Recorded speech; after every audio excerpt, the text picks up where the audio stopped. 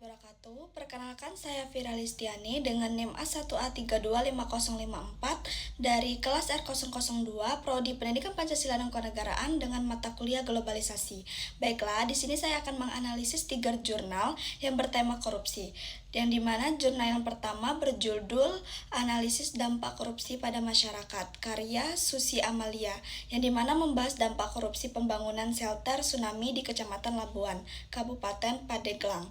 Penelitian ini menunjukkan bahwa korupsi dalam proyek pembangunan fasilitas publik tidak hanya merugikan keuangan negara, tetapi juga berdampak langsung pada kesejahteraan dan keselamatan masyarakat. Shelter tsunami yang dibangun menggunakan dana negara seharusnya berfungsi sebagai tempat evakuasi saat terjadi bencana. Namun, karena adanya praktik korupsi, pembangunan tersebut menjadi tidak layak digunakan dan akhirnya terbengkalai. Dari segi ekonomi, korupsi menyebabkan kerugian negara yang sangat besar. Anggaran yang seharusnya digunakan untuk pembangunan dan pelayanan masyarakat justru disalahgunakan oleh pihak-pihak yang terlibat.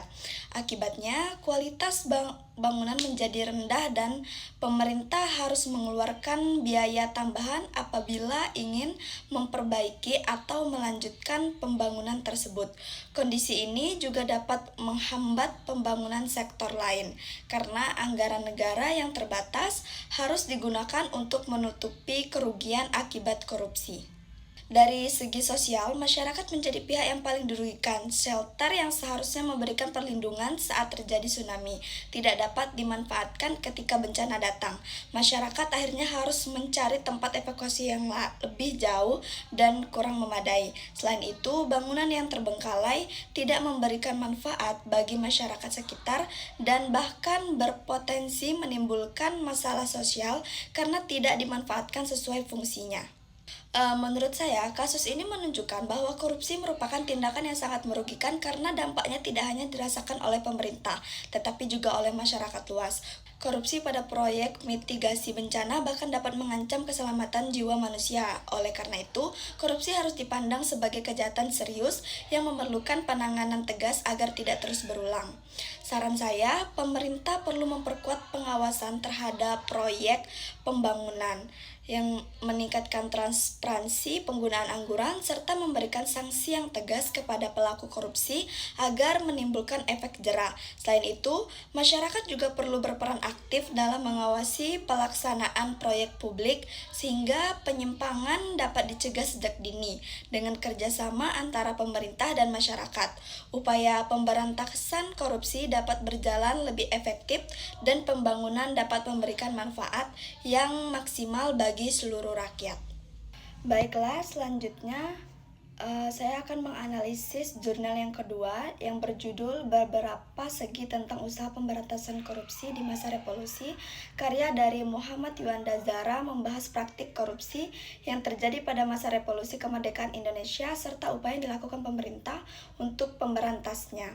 Berdasarkan kajian arsip dan media massa, penulis menemukan bahwa korupsi telah muncul sejak awal berdirinya Republik Indonesia.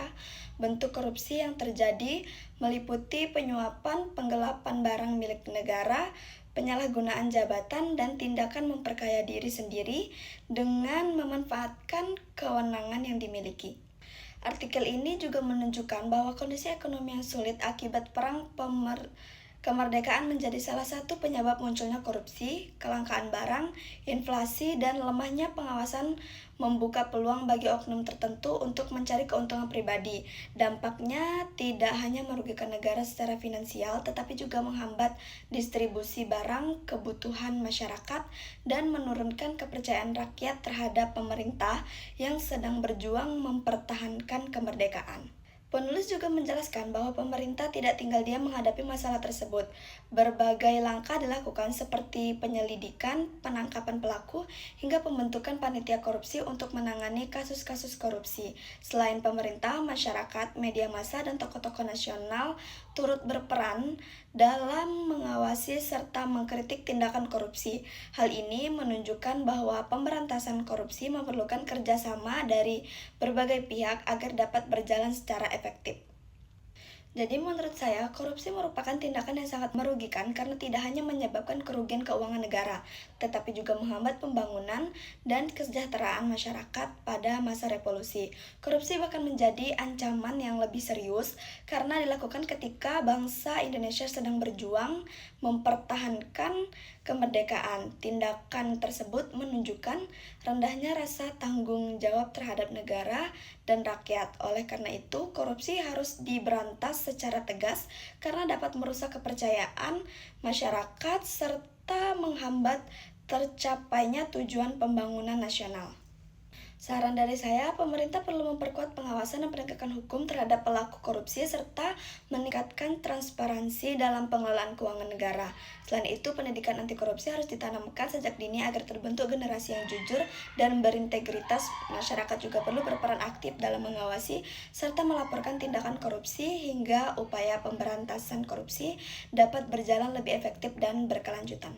Jurnal yang terakhir berjudul Mencegah dan Memberantas Potensi Adanya Korupsi Melalui Pemberian Pendidikan Anti Korupsi di Lembaga Pendidikan, karya Gustika D. Sintia Dewi, membahas pentingnya pendidikan anti korupsi sebagai upaya pencegahan korupsi sejak dini. Penulis menjelaskan bahwa korupsi merupakan masalah serius yang masih terjadi di Indonesia dan telah memberikan dampak negatif bagi kehidupan masyarakat, bangsa, dan negara. Oleh karena itu, diperlukan upaya yang tidak hanya berfokus pada penegakan hukum, tetapi juga pada pembentukan karakter melalui pendidikan. Dalam jurnal ini juga dijelaskan bahwa korupsi disebabkan oleh berbagai faktor seperti faktor pribadi, keluarga, masyarakat, ekonomi, politik, dan organisasi, keserakahan gaya hidup konsumtif, lemahnya moral, serta lingkungan yang kurang mendukung. Kejujuran menjadi penyebab seseorang melakukan korupsi. Selain itu, kurangnya pengawasan dan keteladanan dari pemimpin juga dapat meningkatkan peluang terjadinya tindakan koruptif. Karena penyebab korupsi sangat beragam, maka penanganannya juga harus dilakukan secara menyeluruh. Penulis menekankan bahwa lembaga pendidikan memiliki peran penting dalam membentuk generasi yang berintegritas. Pendidikan anti korupsi tidak hanya bertujuan memberikan pengetahuan tentang korupsi, tetapi juga menanamkan nilai-nilai positif dalam kehidupan sehari-hari.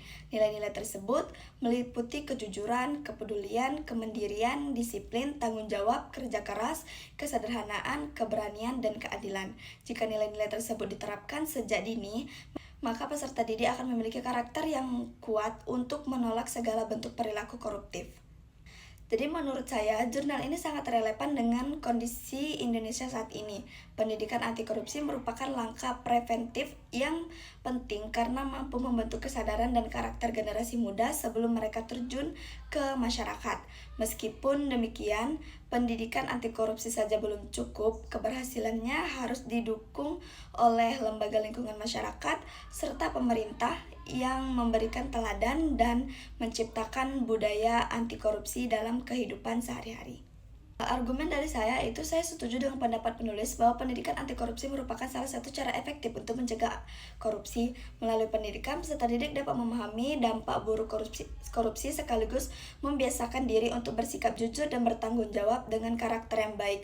Generasi muda dan lebih mampu menolak tindakan yang merugikan orang lain maupun negara. Baiklah, hanya itu yang dapat saya sampaikan. Saya akhiri. Wassalamualaikum warahmatullahi wabarakatuh.